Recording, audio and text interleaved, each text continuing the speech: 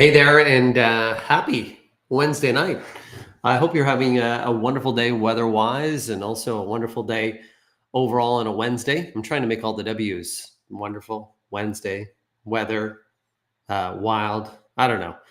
If you're wondering, hey, who the heck is this guy and why is he here? This guy that you're speaking to right now, my name is Frankie Flowers. Well, that's my nickname. My actual name is Frank Ferragini, four-time best-selling garden author. I come to here to kind of motivate you in the world of gardening, kind of answer some of your garden questions and takes care of some of those woes, challenges, and maybe even just to hear you comment about how things are growing in your garden. Want to give a shout out to everybody that I met last Saturday in Guelph, also last Sunday at the home show in Toronto. It was fantastic to meet you all and also to bring up with a lot of the questions. Also want to give a shout out to all those that uh, gave some really positive feedback in terms of the newsletter that went out last Saturday. If you haven't signed up to the Frankie Flowers newsletter, make sure you do. Go to frankieflowers.com. You'll see the sign up there for the newsletter. Super easy. That's only about 4 to 5 times a year that I put the newsletter out, and really it's jam packed full of tips and tricks just to help you have a good garden that's out there. Let me just take a look at the chat right now. That's the whole idea. The reason why I have the chat up, of course, is for you to ask me some of the questions and kind of get you growing out there and kind of helping you maybe with your garden challenges. Fall is a busy time as we start to see the daylight hours getting shorter and shorter. We're now seeing some of the leaves start to fall. So it's also cleanup time with our veggie gardens, also cleanup time in the perennial garden, time to maybe even do some additional planting. Think about next spring by planting spring flowering bulbs. Not quite yet, still quite warm in southern Ontario. Also think about salvaging some of those patio tropicals from outdoors like hibiscus, bougainvillea, mandevilla, bringing them indoors so that you can overwinter them for next year. And then a lot of people have questions like, can I overwinter a pepper plant? Can I overwinter basil? All those questions are why I'm here today to kind of help you out. So what we're going to do is try to share my screen here and take a look at some of the questions that we've already had. So we're going to go to share right now, and hopefully this works. Last week I had a little bit of challenges with sharing the screen, but I hope that it will pop up.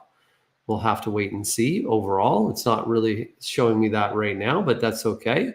I'm going to go there and I'm going to push here and see what happens. But right now it's really not popping up, or if it is, I hope it is, then I'm just going to go to this screen and see if I can hit present, because what I'll do is just read the questions no matter what. And hopefully that will show you what we got to do. First off, we had a question from Ruth Strain. The question for Ruth said, my tomato plants are flowering again after already producing a crop. I'd never seen this before. Could the cooler spell a few weeks ago have something to do with this? Yeah, indeed. You could actually have a couple different additions of bloom. Something that happened with tomatoes during the summer season was they actually went through a period of heat delay because the warm day and the warm night actually made them not produce fruit because the plant itself was worried about the stress of the heat. And so instead of producing fruit, it actually just kind of held there and delayed the production of fruit. So some of this late production, we've still been having warm days and also a little bit cooler nights. So this could actually help that out. It also depends on the variety. For indeterminate tomatoes, which are tomatoes that are vine type, they produce fruits multiple times a year on new growth, where determinate tomatoes will just produce tomatoes on the growth that's there. So that's the dwarf variety. So probably dependent upon the variety of tomato that you had as well. Here's another question from Kimberly Oxford. Raspberries, blackberries, do we cut back in the fall? So generally raspberries and blackberries, especially raspberries, are going to bear fruit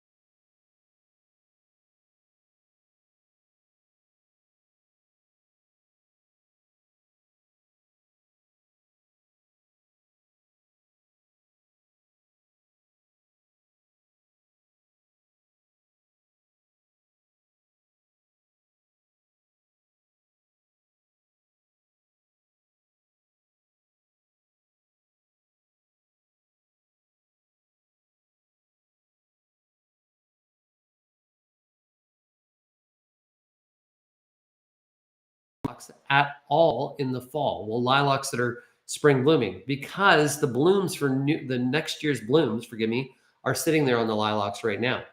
Where you could start at this time of the year is any dead wood that you see on that lilac, you can remove at this time of year. But next spring, after the bloom period is done, that's when you can cut an older lilac about a third and even almost a half of its overall size. And a reminder, removing any inward growing branches and almost thinning out some of the centers to get some more light. So only prune deadwood in the late fall on lilacs. We have another one here from Megan Newberry. Steps to winter my mandevilla from currant hanging basket. I'd love to bring it inside. When do I do that? And what do I need to do beforehand? What about during the fall and winter? What do I do to keep it alive so that I can bring it back out in the spring? Thank you. So mandevilla, which we talked about in the beginning, mandevilla, hibiscus, even some citrus plants at this time of the year, we still haven't seen a frost. So when do you do it? You do it before we get a frost. And you can do it right now. So even though we haven't seen frost and we're not going to see frost for the next little bit, I do it right now. It's a good time to do it. First step that we're going to do it is inspect the mandevilla, and just as for insects. And just as a precautionary, we'll spray it with an insecticide. I like to use an insecticidal soap called Bug B Gone. So we give it a spray on that. Next step that we're going to do is we're going to bring it indoors inside our home. And we're going to put it in a bright room, but not directly in front of a window. What'll probably most likely happen is it'll drop some of its leaves because it's going to adjust to light levels. Do not water if you see it dropping its leaves. Allow it to dry out in between waters. Let it adjust to the light levels. You can give it the occasional misting weekly, and then just water when dry. Next spring, as soon as we start to see that we don't have frost outdoors, we're going to put it into a part shade to shaded area first, and then gradually we're going to introduce it to more light till when it gets into full sun, because if we were to put it in full sun in the spring right away, it'll actually burn. We can prune it either when you're moving it in, you can prune it a bit so it shapes out, and we can prune it in spring. And around March, indoors in March is when you want to give the fertilizing. When you're going to move that outdoors in Southern Ontario, usually about mid-May is the best way to describe that overall. Next up, what do we have here? Next up, let's see what we got. I'm going to see if I can push this through. Is it moving through? No, it's not. So what we're going to do is, I think that might have been my last slide. So I'll do stop sharing. And then what I'm going to do is go here, boom.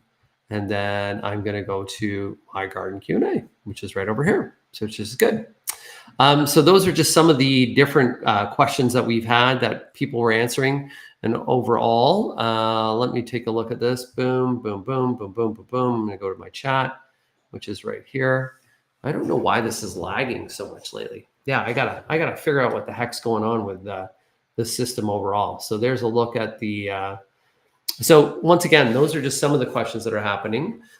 This is also still, because we're nice and warm outdoors, and because we are nice and warm outdoors, it's still an ideal time where you guys could still be even overseeding some of your grass right now. So top dress, overseed, super easy for you to do. As well, what we can think about doing next weekend, which is Thanksgiving weekend, we should be thinking about even applying some fertilizer down, a fall fertilizer. That's kind of the perfect time to be applying a fall fertilizer. I got a bunch of questions that are happening right now here. We got Francesca, which is saying good evening. Good evening to you. We got Matthew Amos, which is saying, hey Matthew Amos, hope you're having a good one. We got Tracy Reynolds, which is just saying, just popping on to say,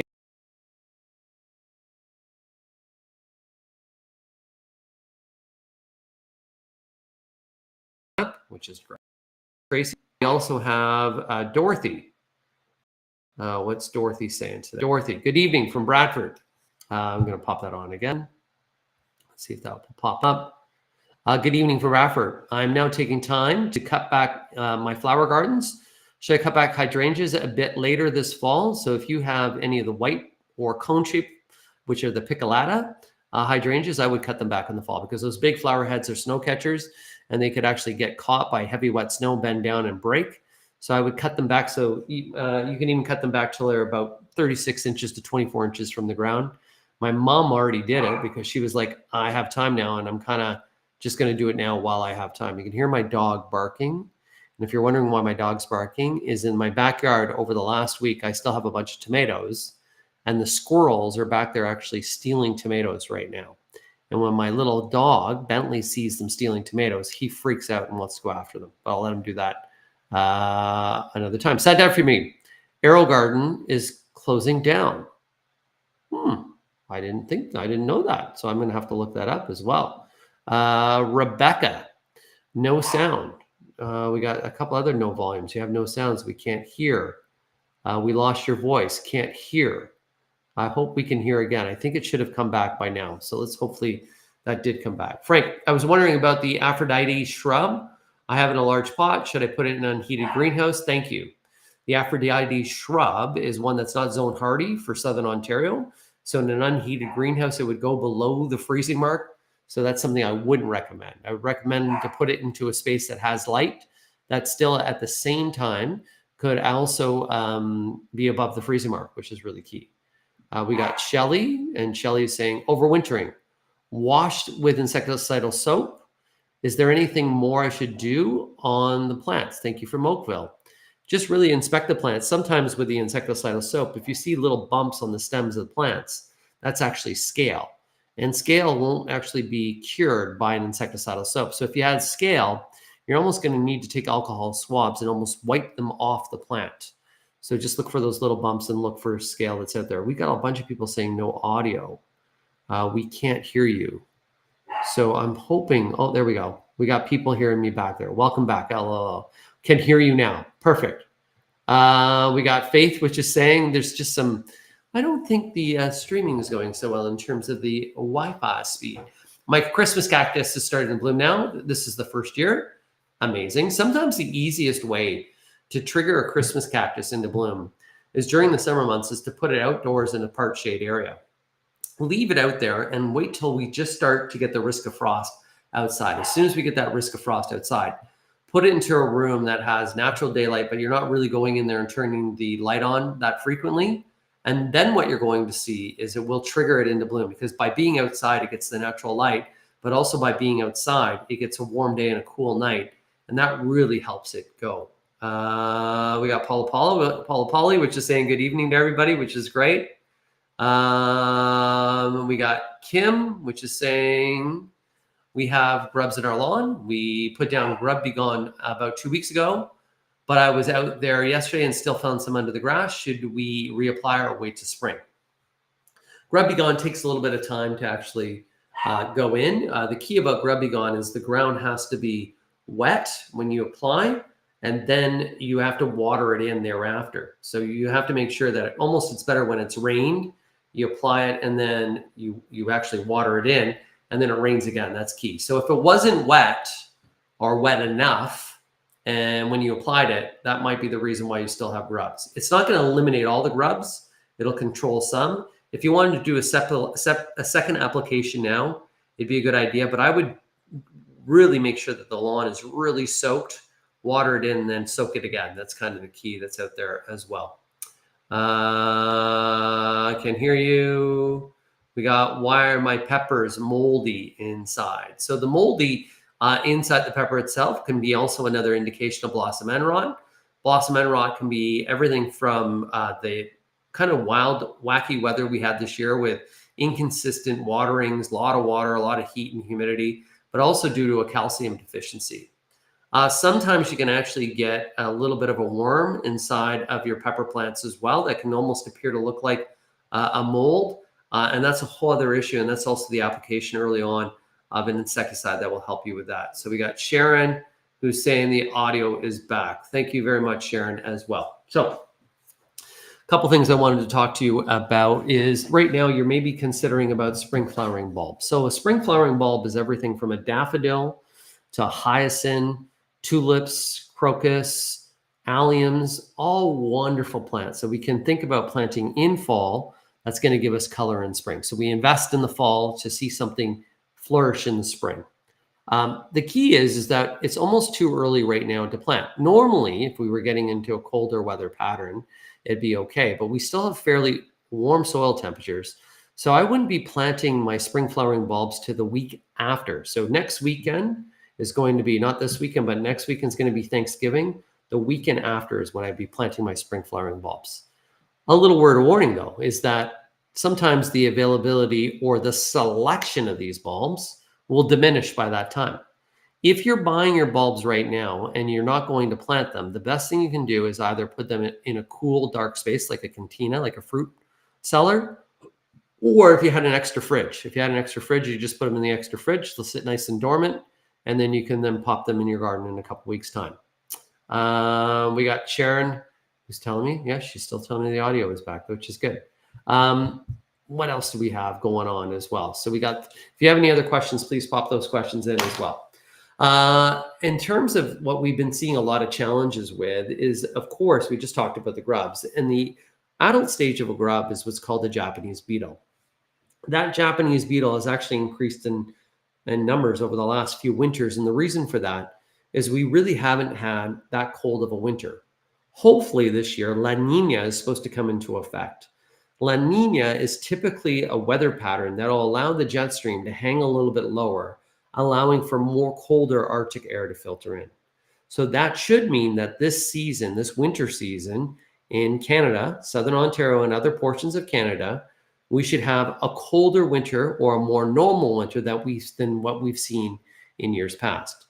The nice thing about a colder winter, even though you may hate it, is it is a cleanser. It does get rid of a lot of insects. It does actually get rid of a lot of disease, and it actually puts things into fairly good dormancy overall. Sometimes these milder winters will create so many adjustments in terms of what plants are growing and what plants are not, but also will allow a lot of insects to increase. And a reminder, we did have the box tree moth that was wiping out boxwoods. So we're really hoping that we kind of get rid of those guys at this time as well. So really my hope is that this winter we have a colder winter. This September was a fairly dry September overall. And we've had a little bit of rain over the last week. But if I look at the lawns and gardens right now, they are still dry. So if you've just planted, let's say last spring, you planted a new landscape or a bunch of plants in your perennial garden, this fall, it's still vitally important that you continue to water until we get ground frost that's set in. If you're thinking right now about getting some fall mums to be planting your planters for upcoming Thanksgiving, there are several out there and they look fantastic. If you're planting them in the garden, a fall mum, a fall chrysanthemum has a shallow root system, so they don't always overwinter. So I wouldn't trust them to always overwinter for you. In a container, they will not overwinter for you. If they do overwinter, they're very late to come out. So next spring, if you have planted some mums in your garden, mark those areas after this fall. And then next spring, you're going to see those guys be one of the last things in the perennial garden to pop up and to pop open. Flowering cabbage and kale. Flowering cabbage and kale is a fantastic plant, of course, that we put in some of our ornamental gardens, maybe even up by our front door. But another reminder about the ornamental cabbage and kale is when we get a little bit later in the season, if you don't remove them as we get into November, and if we get frost and thaw cycles and they're by your front door and they start to rot, rotten cabbage is one of the worst things to smell. So it is a great plant for fall, but they should be removed within time. We got a question here from our friends at Everything Under the Sun. Hi, Frankie. An indoor question for you. I'm still struggling with thrips. Thrips is a small insect. For those that don't know, probably some of the easiest way to ever find out that you have thrips is if you were to have a bloom and your plant's struggling, you pull the bloom apart. And when you pull the bloom apart on white paper, you actually see these small, almost thin little insects that will run across your piece of paper. You can even take some plants that can do that too. I considered insecticide, but heard some plants can't take it, i.e. jade plant to name one. Any suggestions? Thank you. Thrips, depends on how many plants you have it on. If you just have it on one plant, what I would do is quarantine that plant from your other plants and spray it with an insecticidal soap. Jade, which I have right here, jade can actually take some insecticidal soaps. You should always, before you apply it on everything, if you're doing a home remedy, is just test it on one leaf and just see how the plant reacts. Give it about a week and then their spray thereafter. But the key is to take that plant or those plants that are heavily infested with thrips and get them away from others. And if they're sometimes heavily infested, sometimes you're better off just to get rid of those plants overall and start fresh again. Because thrips is a hard insect if you were to have more of a selection of items. But now with the cosmetic pesticide ban, you don't have that many selection of items to choose from in terms of a spray. So my go-to works really well is Bug Be Gone. With thrips as well, you may want to use even safer Endol. Endol is one that actually is good for a miticide, so that could even help you out with those guys as well. But great question there as well. I'm going to wrap up today, even though we're at about 22 minutes. I had a barking dog that's over there. If you have any questions, please go to Frankie at frankieflowers.com. Once again, Frankie at frankieflowers.com.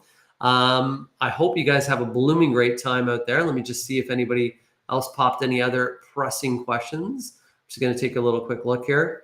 But I hope you guys have a blooming great day. I'm heading off this week for my son's ski training again. Coming up this weekend, I have no events, but the next event that I will have coming up is, I believe, is the Fall Cottage Life Show. So I hope you guys have a wonderful evening.